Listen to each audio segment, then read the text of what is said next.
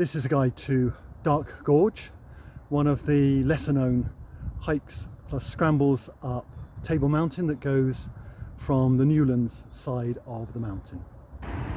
Here's an obvious starting point, which is Newlands Forest car park. And at the sign here, we're going to turn left. At this telegraph pole, turn right. At this seat, bear left, and you can see the kind of route it is at the moment, just a forest track. At the water pipe, you head to the right and then upwards. By this tree, we're heading upwards.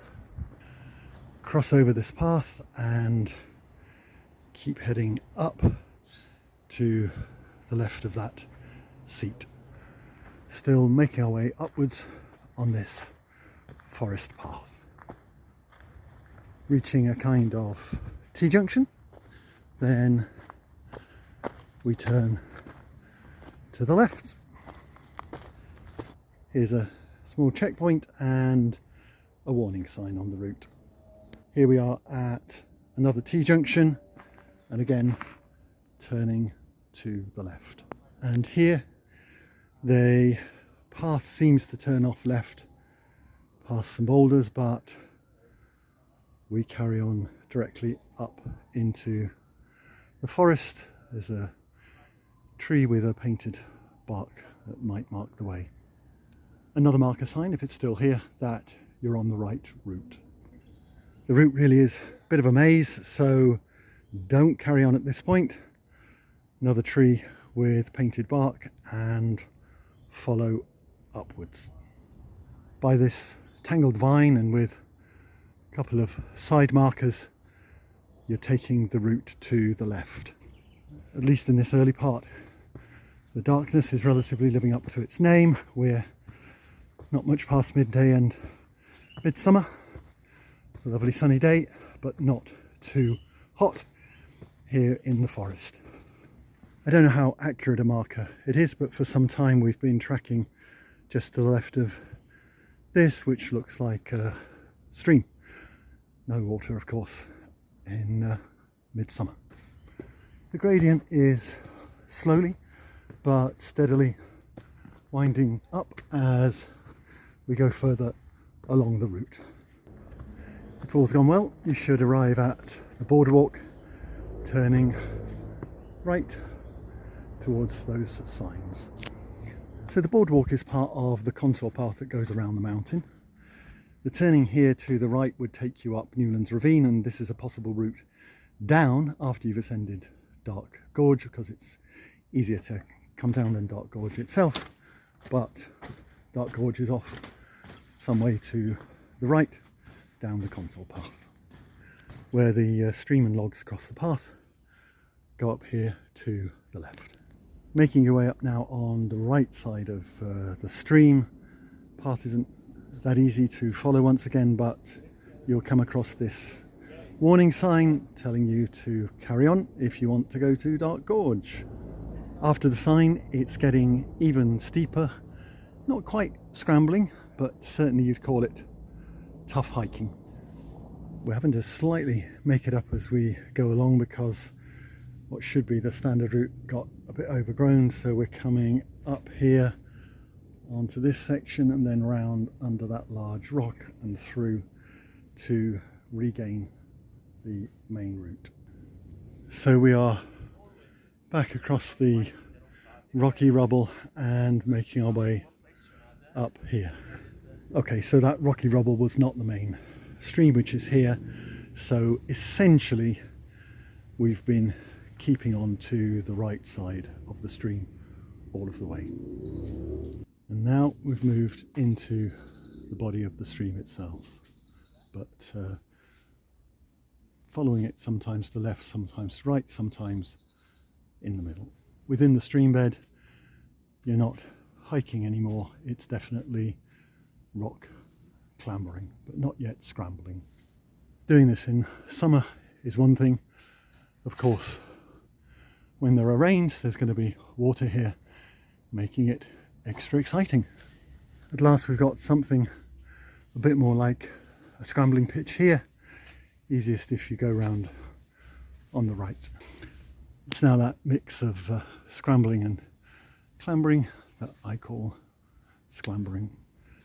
Many of the rocks are quite loose, so do watch out for the person behind you, or if you're behind the person ahead of you, loosening stuff that falls. There are tall cliffs now above the path, and can also reflect on the rock surface as well. The grip is fair rather than good, because it's often, if not always, going to be in shadow rather than dried out by the sun, as it might be on the other side of the mountain. I'm now looking downwards.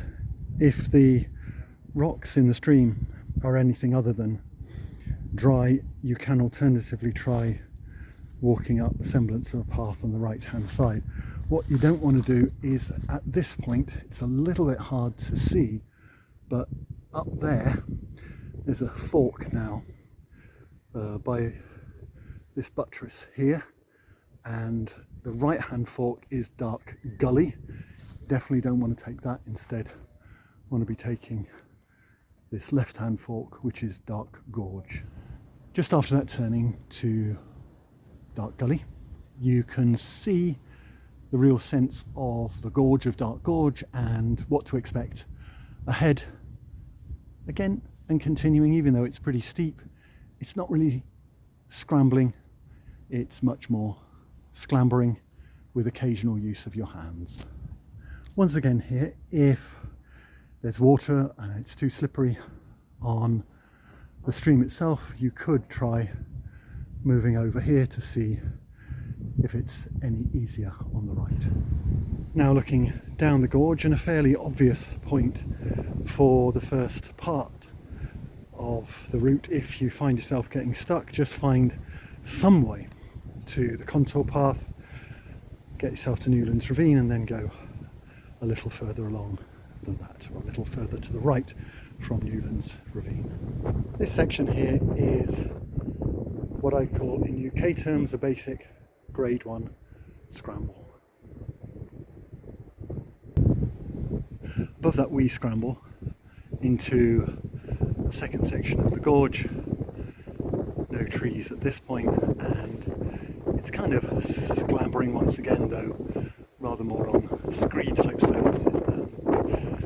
Now graduating from scree more to sort of loose earth, and yeah, I guess this is a basic scramble.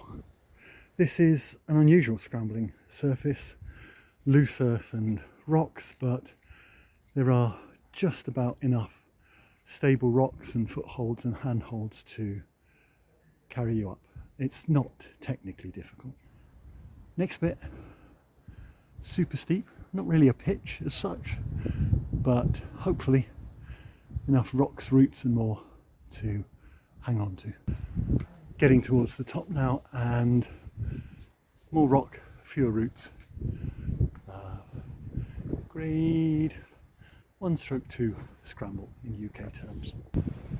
So that's it, the top of Dark Gorge by this sign, and looking out towards the ocean. Once you get to the top of Dark Gorge, you can head left and round to the top of Newlands Ravine to take yourself down. Alternatively, you can just come over the saddle a little way and bang, suddenly it feels like we're on the other side of Table Mountain with Dark Gorge, cable car, Lion's Head, and just the end of Signal Hill, with the city starting to come into view. If you do walk across and come to this point, you can fairly obviously see that right turn takes you down the saddle path to Tafelberg. Left is an easier path to Newlands Ravine compared to going directly left from Dark Gorge, where there is a path, but it's rather bushy and prickly. This one is more straightforward. From the saddle, here's another addition you could make to Dark Gorge, which is taking this path up to Devil's Peak. Whether you've come over via the bushy path or the open path, then this sign is the one that tells you you're at the top of Newlands Ravine and going to go down this way. This is typical of Newlands Ravine descent, very similar to Dark Gorge. Took us about 2 hours to get up Dark Gorge and just over an hour to get down Newlands Ravine. In terms of verdict, if you're looking for a scramble up Table Mountain, then you probably want to look elsewhere than Dark Gorge. If you've got mid-level scrambling skills, I'd advise India Fenster instead, because the scrambling is very thin gruel and also it doesn't actually take you up onto Table Mountain Plateau, but just to the saddle between Table Mountain and Devil's Peak. On the other hand, if you want a hike with some extra adventure, or in hot weather you want to have a lovely route up to at least to the saddle through shady groves, then Dark Gorge is a great idea. If you'd like to know more about it, there's a text description and a map link underneath the video.